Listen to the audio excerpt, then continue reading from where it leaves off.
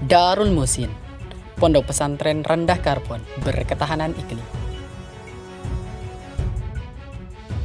Hutan Indonesia merupakan 3 besar tutupan hutan terluas di dunia dengan luas mencapai 142 juta hektar di tahun 2020.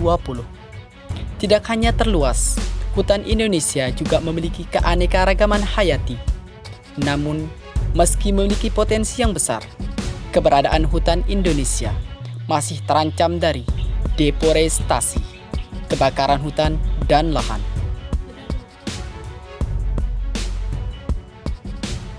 Oleh sebab itu, Kesepakatan Paris 2015 tentang perubahan iklim memberi mandat kepada setiap negara untuk memangkas emisi karbon.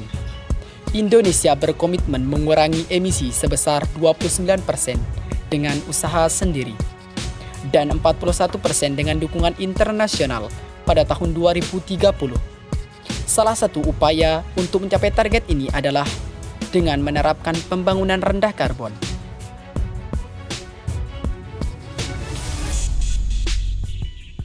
Inisiatif pembangunan rendah karbon dilakukan pada bidang-bidang prioritas, terutama dalam hal tata guna lahan hutan dan gambut.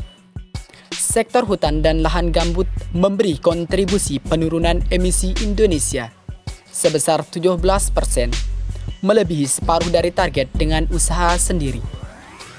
Berkaitan dengan itu, Pondok Pesantren Darul Musin sejak awal berdirinya mempunyai konsep yang sama, yaitu ikut berkontribusi untuk mengurangi emisi gas rumah kaca, serta untuk meningkatkan ketahanan terhadap perubahan iklim.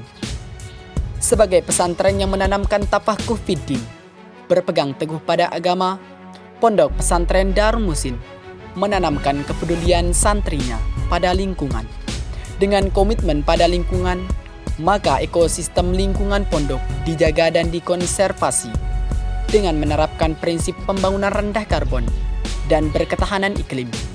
Artinya, Darul Musin bertekad berkontribusi untuk menurunkan tingkat emisi yang dapat menimbulkan pemanasan bumi yang semakin meningkat.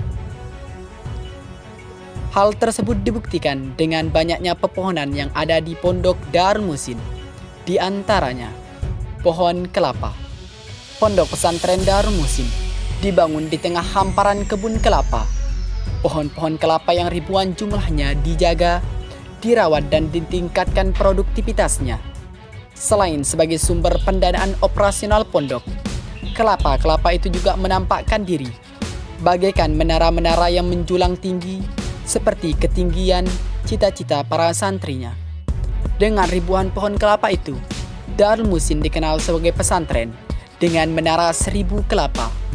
Para santrinya juga mengamalkan filosofi pohon kelapa dalam kesehariannya. Pohon kelapa adalah pohon 1000 manfaat, mengajarkan kita bagaimana menjalani hidup. Mulai dari ujung daun hingga akarnya, pohon kelapa selalu dicari karena kebermanfaatan yang diberikan sangat luar biasa bagi kehidupan manusia. Demikian pula dengan para santri Darul Musin yang diharapkan menjadi sebaik-baik manusia yang bermanfaat bagi sesama manusia. Khairun nas anfa'uhum linnas. Pohon sengon. Selain pohon kelapa, ada juga pohon sengon. Bentuk fisik pohon sengon yang besar dan kokoh dengan dedaunan yang lebat membuat area di sekitar pondok terasa sangat sejuk.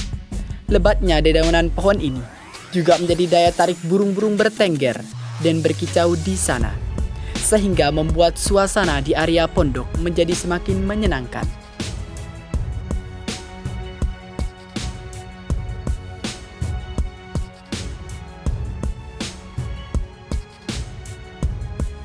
Buah-buahan.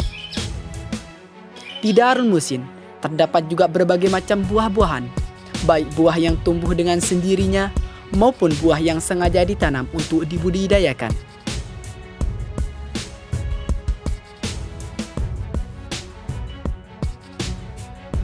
Iya, kekayaan alam Indonesia seringkali memberi kejutan dengan tumbuhnya tanaman dengan sendirinya.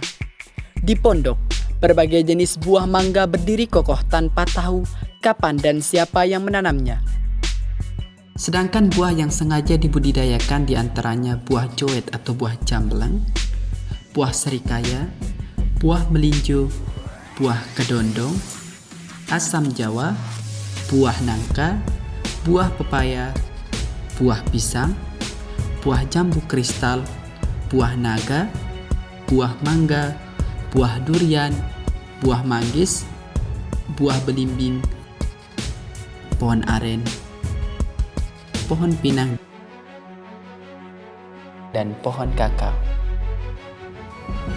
Semangat dan kesungguhan menanam pohon diperkuat pula dengan niat untuk mengamalkan hadis Rasulullah Sallallahu Alaihi Wasallam.